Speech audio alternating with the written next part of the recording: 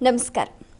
దేవి శరన్నవరాత్రి మణిహారం ప్రత్యేక ధర్మ సందేహాలు కార్యక్రమానికి సాదర స్వాగతం.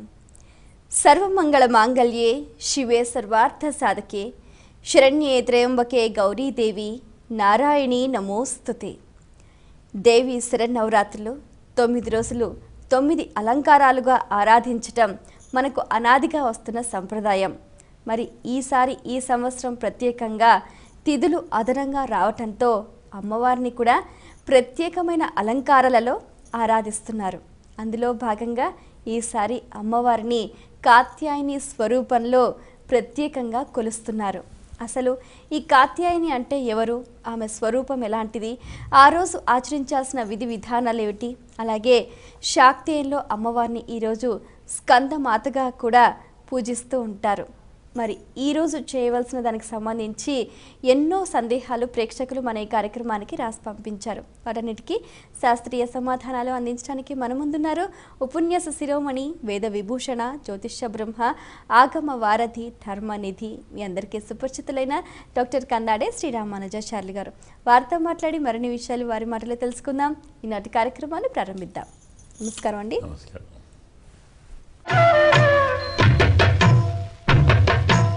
మొదటి ఉత్తరం చూద్దామండి. భార్గవి కాకినాడ నుంచి రాస్తున్నారు. కాత్యాయని అంటే ఎవరు, ఏమిటి తెలియచేయగలరు అంటూ రాస్తున్నారు. మొదలే చెప్పుకున్నాం, అన్నీ అమ్మవారి రూపాలే. ఆ అమ్మ ఎవరు ఏ పేరుతో పిలిస్తే ఆ పేరుతో పలుకుతుంది. మనకు భాగవతంలో కుంతీదేవి కృష్ణ పరమాత్మను ఒక స్తోత్రం చేస్తుంది. కుంతీ స్తుతి చాలా ప్రసిద్ధం భాగవతం. అందులో స్వామిని తను అంటుంది భక్తేచ్ఛోపాత్త రూపాయ అని. భక్త ఇచ్ఛ ఉపాత్త రూపాయ, భక్తుల కోరికను అనుసరించి ఆకారాన్ని తెచ్చుకునేవాడా, కూర్చుకునేవాడా. అన్ని రూపాలు ఆయనవే. మనం ఏ రూపంతో కావాలంటే ఆ రూపంతో కనపడతాడు. నాకు నారసింహుడు కావాలి, భయంకరంగా కనపడతాడు. కృష్ణయ్య కావాలి, పిల్లవాడిగా కనపడతాడు. మన కోరికను బట్టి. మన తల్లి మనకు ఊరగాయ వేస్తుంది, ముద్దపప్పు వేస్తుంది, రెండు చేస్తుంది కదా. ఆమెకే తేడా ఏం లేదు. మనం కూడా అన్నీ తిని పుష్టిని తుష్టిని పొందాలి కదా. కాత్యాయని శబ్దంలో ఒక అద్భుతమైనటువంటి రహస్యం ఉంది. పేరును అర్థం చేసుకోవాలి. కాస్త సంస్కృతము రావాలి, కొద్దిగా వ్యాకరణం కూడా రావాలి. వ్యాకరణ శాస్త్రం లేకుంటే శబ్దానికి అర్థం తెలియదు. కాత్యాయని అంటే కతి అయనాని అస్య. కతి అంటే ఎన్ని, అయనము అంటే మార్గం. మనం చెప్తాం ఉత్తరాయణం దక్షిణాయనం అంటాం కదా. నాణ్య పంథ అయన అయ విద్యతే చెప్పుకుంటాం. ఇప్పుడు అయన అంటే మార్గం. ఎన్ని దారులు, కతి అయనాని. దేనికి? మోక్షానికి ఎన్ని దారులు. మనం అడుగుతాం కదా, నాకు మోక్షం కావాలని ఉంది, ఏ దారిలో వెళ్ళాలి అని అడిగేవారు తక్కువ కదా. లోకల్ ఎందరు మోక్షాన్ని కోరుతారా? శరీరం పనికిరానిది, శరీరం అనిత్యము, ఎప్పుడైనా పోయేదే, దీంతో ఏం బాగుకున్నాం గనక అని కబుర్లు చెప్తారే తప్ప, నాకు ఈ శరీరం వద్దు స్వామి మోక్షం ఇవ్వులు ఎందరు అడుగుతారండి కదా. కాబట్టి ఇక్కడ ఈ దేవి ప్రశస్తం అదే. ఎన్ని దారులు ఉన్నాయి, మోక్షానికి పోవటానికి ఎన్ని దారులు ఉన్నాయి. మరి మోక్షం అంటే కొందరు వెనకాడుతారు కదా. పరమాత్మను ఆరాధించడానికి ఎన్ని దారులు ఉన్నాయి. కర్మ కావచ్చు, భక్తి కావచ్చు, జ్ఞానము కావచ్చు, ఉపాసన కావచ్చు, ఆరాధన కావచ్చు. కర్మ అంటే మనము ఏ పని చెయ్యాలో ఆ పనితో స్వామిని చేరవచ్చు. కర్మణవై మాం సంసిద్ధిం ఆస్థిత జనకాదయ గీత చెప్తుంది. జనకాది మహర్షులు తమ తమ కర్మ ఆచరించి సిద్ధిని పొందారు. ఏకం జ్ఞానం ప్రవేణే విజనం సంతరిష్యతి. జ్ఞానంతో కష్టాలు తీరుతాయి. భక్త్యా అనన్యయా శక్య. ఒక్క భక్తే నన్ను చేరుస్తుంది. కాబట్టి కర్మ అలాంటిది, జ్ఞానం అలాంటిది, భక్తి అలాంటిది. ఏ మార్గాన్ని ఆచరించినా స్వామినే చేరుతాం, మోక్షాన్నే చేరుతాం, అమ్మనే చేరుతాం. ఈ రహస్యాన్ని చెప్పే తల్లి ఈమె. ఎన్ని మార్గాలు అంటే నన్ను ఎందరు ఆరాధిస్తారో. శ్రీకృష్ణ పరమాత్మ యొక్క పుట్టుకకు ముందు కృష్ణ పరమాత్మే స్వామి వైకుంఠంలో యోగమాయను పిలిచి, నీవు యశోద గర్భంలో ఉండు, నేను దేవకి గర్భంలో పుట్టి అటు వస్తాను, నీవు అక్కడి నుంచి మధురకు రా, కంసుడు నిన్ను వధించాలని చూస్తాడు, ఆమెకు అతనికి నీ దివ్య రూపాన్ని చూపి కన్ను తెరిపించు, నిన్నప్పుడు నారాయణి, కాత్యాయని, కాళీ, దుర్గా ఇలాంటి పేర్లతో నిన్ను ఆరాధిస్తారు, వారికి నీవు వరాలు ఇవ్వు. భాగవతం చెప్పిన మాట. కాబట్టి యోగమాయ అంటాం. మనందరినీ బంధించేది మాయే కదా, సంసారంలో పడవేసేది మాయే. బాగా లేనిది బాగా ఉందనిపిస్తుంది, ఏది బాగా ఉందో అది బాగా లేదనిపిస్తుంది, మాయ. అందువల్ల ఎన్ని మార్గాలు ఉన్నాయి. కాత్యాయని ప్రత్యేకత ఏమిటంటే 10 దారులు ఎందుకు పోతారా, ఏదైనా ఒక దారిని పట్టుకొని నన్ను చేరండి. మీరు ఏ దారికి వెళ్ళినా మళ్ళీ ఈ దారికే రావాలి, నన్నే ఆరాధించాలి, నా దయ పొందాలి. దాంతో నీ సంసారం, నీ దుఃఖం పటాపంచలు కావాలి. అందువల్ల దుఃఖ నివృత్తి, ఆనంద ప్రాప్తి, దీనికోసం ఆరాధించే తల్లి కాత్యాయని. ఒకప్పుడు గోపికలు కూడా కాత్యాయని వ్రతం చేసేవారు కదండి. ఆ వ్రతము, ఆ అమ్మవారు, ఈ స్వరూపం అంతా ఒకటేనా? అంటే ఒకటే, అమ్మ స్వరూపమే. ఆభరణాలు మారుస్తారు. చిన్న ఉదాహరణ చెప్తాను. ఒక లీలాశకుడు ఉన్నాడు, లీలాసుకుడు, కృష్ణ భక్తుడు. ఆయన కృష్ణు తప్ప ఇంకో దైవం వద్దు. తపస్సు చేస్తున్నాడు. పరీక్షిద్దామని స్వామి రామరూపంలో ఇచ్చాడు. కోదండం, శరాలు, కిరీటం పెట్టుకొని వచ్చాడు. స్వామి, బాగానే ఉన్నావు, కానీ కొంచెం ఆ ధనుస్సును కిరీటం పక్కకు పెట్టి ఓ నెమిలిపించాం, ఒక మురళి పట్టుకుంటే దండం పెడతానయ్యా అన్నాడు. దండం కూడా పెట్టలేదు. దైవం కాదా? ఆయన నారాయణుడే కదా. ఇక్కడ మనకు ఎక్కడ భక్తి ఉందో ఆ రూపం కావాలి. మనము తల్లిని కానీ తండ్రిని కానీ ఈ రూపంలో ఉండు అని కనపడితే ఆ రూపంలో కనపడతాడు. అన్ని రూపాలు ఒకరివే. చెప్పుకున్నాం కదా, శనగపిండి, శర్కర, నెయ్యి 3 కలిపి గుండ్రగా చేస్తే లడ్డూలు, పొడుగ్గా చేస్తే మైసూరు పాకం. పదార్థాలు అవే. ముడి సరుకు మారలే, రుచి కూడా మారదు. ఓ దాంట్లో కాస్త నెయ్యి ఎక్కువ పడుతుంది, మైసూరు పాకులో నెయ్యి ఎక్కువ పడుతుంది, లడ్డూలో తక్కువ పడుతుంది. అందుకే మైసూరు పాకులో ఆ నెయ్యి బాగా గుమగుమ ఎక్కువ అవుతుంది. మనలో కోరిక ఎక్కువ ఉంటే మైసూరు పాకు, జ్ఞానం ఎక్కువ ఉంటే లడ్డు. అందుకే దాన్ని మోదకం అన్నాం. ముడి సరుకు అంతటా ఒకటే, ఆకారం వేరు, వాటి పేరు వేరు, అనుభవించే విధానం వేరు. అన్నీ మహాతల్లి, మహాలక్ష్మి కదా. ఆ తల్లే మనం ఏ రూపంలో అంటే ఆ రూపంలో కనపడుతుంది. మనలో ఎలాంటి సందేహాలు కనపడితే ఆ సందేహాన్ని వృత్తికి ఆ రూపాన్ని తీసుకుంటుంది. ఏకానంశ అంటాం ఆమెను.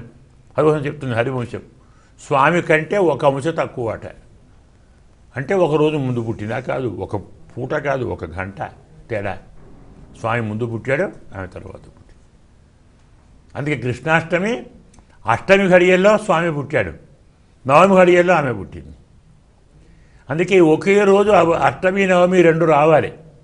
అలా ఉంటేనే కృష్ణాష్టమి చేసుకోవాలి. సప్తమి ఉంటే చేయకూడదు.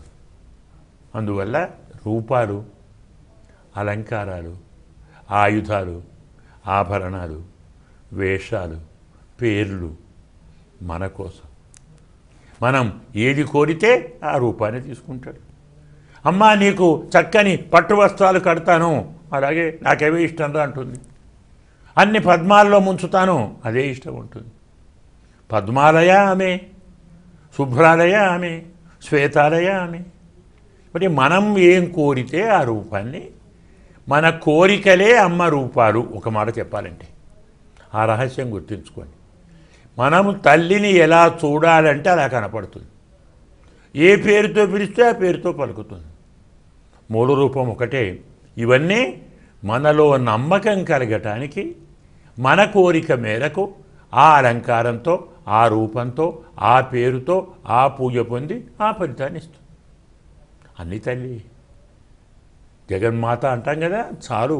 ఆ జగన్మాతే కాత్యాయిని, ఆ జగన్మాతే చండి, ఆమె మహాకాళి, ఆమె దుర్గా.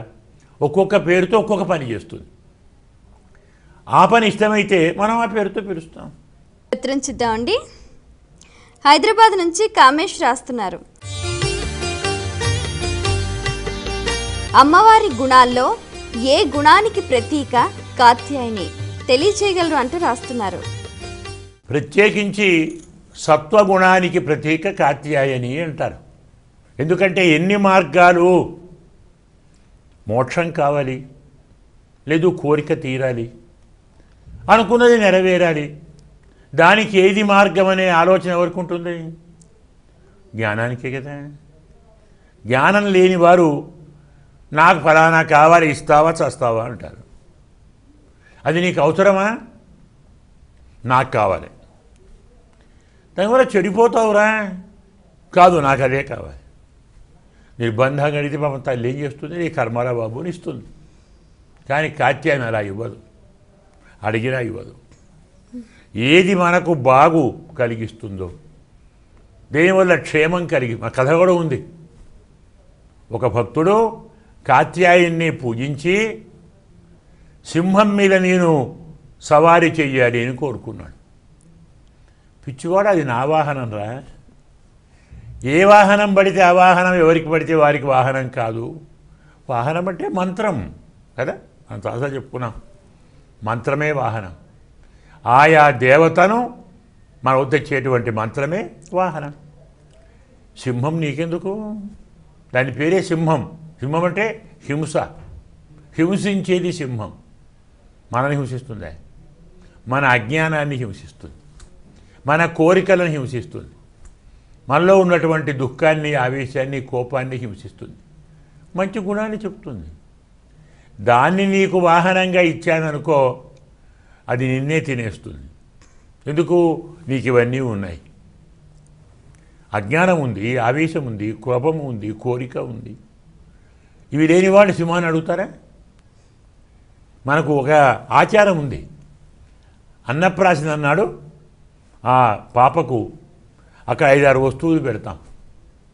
ఓ పుస్తకం, ఓ ఆభరణం కదా, అలాగే ఓ పాత్ర, ఓ కత్తి, మరోదో మరేటో 5-6 పెడతాం. పిల్లవాడిని వదిలిపెడతాం. వాడు వెళ్ళి దేన్ని ముట్టుకుంటే వాడు దాని యందు ప్రేమ ఉన్నవాడు. పుస్తకం పట్టుకున్నాడు అనుకో, విద్యావంతుడు అవుతాడు. కత్తి పట్టుకున్నాడు, హింసాపరుడు అవుతాడు.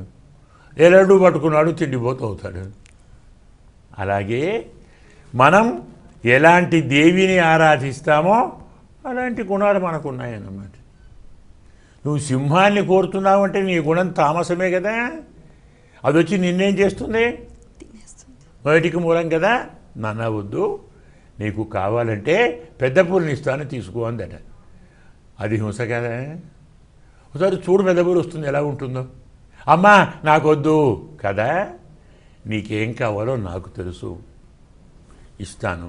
ఇగో గుర్రం ఉంది, వృషభం ఉంది, నీకు కావాలంటే ఓ కుందేలుంది, ఓ తొడేలుంది, ఓ నక్క ఉంది.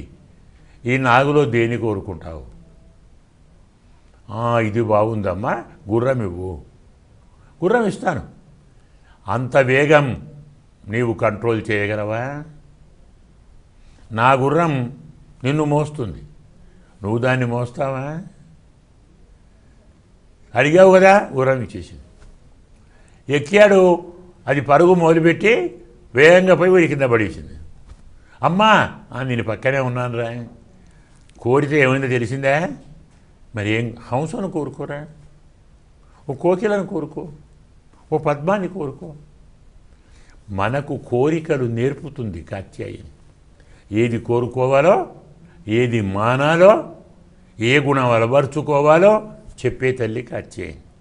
అందుకే ఆమె సాత్వికమూర్తి, పరమ సాత్వికురాలు.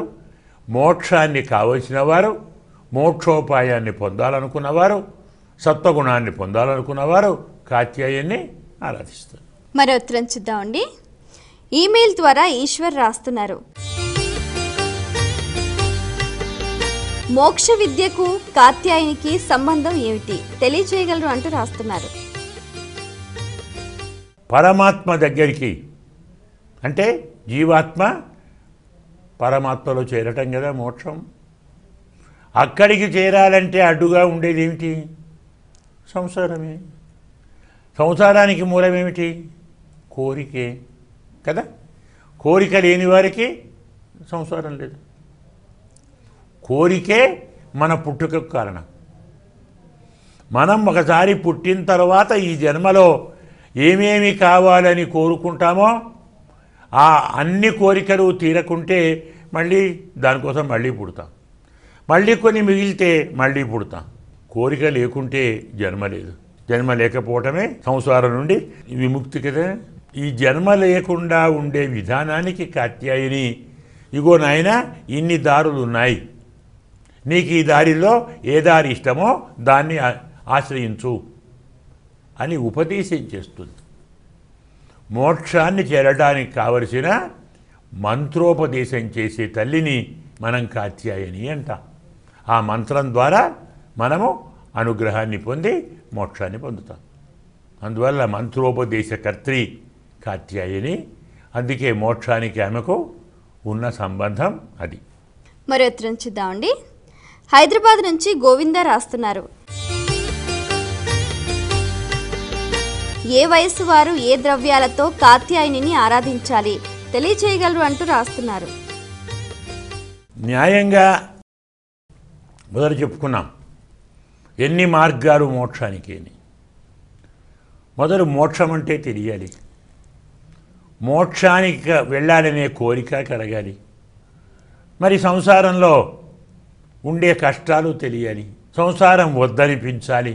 5 ఏళ్ల పిల్లవాడు సంసారం వద్దన్నాడు కదా, సంసారం కావాలంటాడా?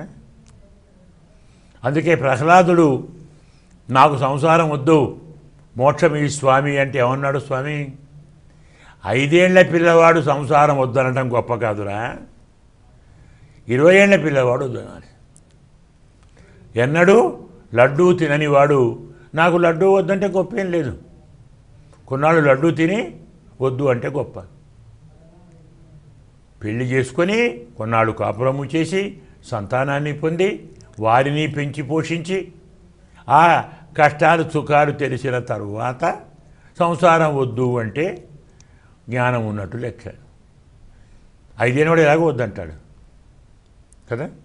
నీకు ఇవ్వను, పట్టాభిషేకం చేస్తున్నాను, రాజుగా ఉండు, పెళ్లి చేసుకో, పట్టాభిషేకం చేసుకో, తరువాత కూడా మీ తండ్రిలాగా నీవు కూడా 71 మహాయుగాలు పరిపాలించు, తరువాత కావాలంటే ఇస్తాను అన్నట్టుగా జ్ఞానాన్ని పొందట అనువైన వయస్సు కావాలి. అందుకే 7 ఏళ్ల తరువాత కాత్యాయని పూజించాలి. సప్తవర్ష భవేతులోకే కాత్యాయని నమోస్తుతేని మంత్రమే ఉంది. అందువల్ల 7 ఏళ్ళు దాటిన వారే కాత్యాయని ఆరాధన చేయాలి. చాలామంది తెలియక కాత్యాయని 4వ రూపము 5వ రూపంగా భావించి 5 ఏళ్ల పేరుతో ఆరాధించాలనుకుంటారు. శాస్త్రం మాత్రం సప్తవర్షాతు లోకేస్మిన్ కాత్యాయని, 7 ఏళ్ళు కాత్యాయనికి. తొందరగా ఆ శ్రద్ధాభక్తి పెరిగింది, మా పిల్లలు మంచి జ్ఞానం పొందాలనుకున్నారు, అలాంటి వాళ్ళు 5వ ఏట చేస్తారు, 6వ ఏట చేస్తారు, 7వ ఏట నుంచి చేయడం అనేటువంటిది ప్రశస్తం. అమ్మ దయను ఉత్తమ ఫలితాన్ని వారు పొందవచ్చు. మరి ఉత్తరం చూద్దామండి. వీణ హైదరాబాద్ నుంచి రాస్తున్నారు, స్కందమాత విశిష్టత ఏమిటి తెలియజేయగలరు అంటూ రాస్తున్నారు. ఒడిలో ఓ శిశువును పెట్టుకొని కూర్చుంటుంది ఆమె. స్కంద అంటే కుమారస్వామి, కుమారస్వామి తల్లి అని అర్థం. పుత్ర సంతానం కోరేవాడు ఆమెను పూజిస్తారు. ఒక్కొక్కరికి ఒక్కొక్క మూర్తి అనుకో చెప్పుకున్నాం కదా. ఎవరికి పుత్రులు కావాలి, ఎవరు సంతానవతులు కారో, ఎవరు సంతానం పొందాలనుకుంటారో అలాంటి వారు స్కందమాతను ఆరాధిస్తారు.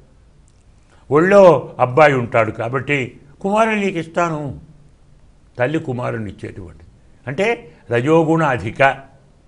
ఇంకాస్త లోపలికి వెళితే సంతానం పొందటానికి మనం పడేటువంటి శ్రమ, వ్రతాలు, నోములు, పూజలు, బాధలు ఇన్ని పొంది ఆ సంతానం పొందితే వాళ్ళు మంచివాళ్ళు కాకుంటే.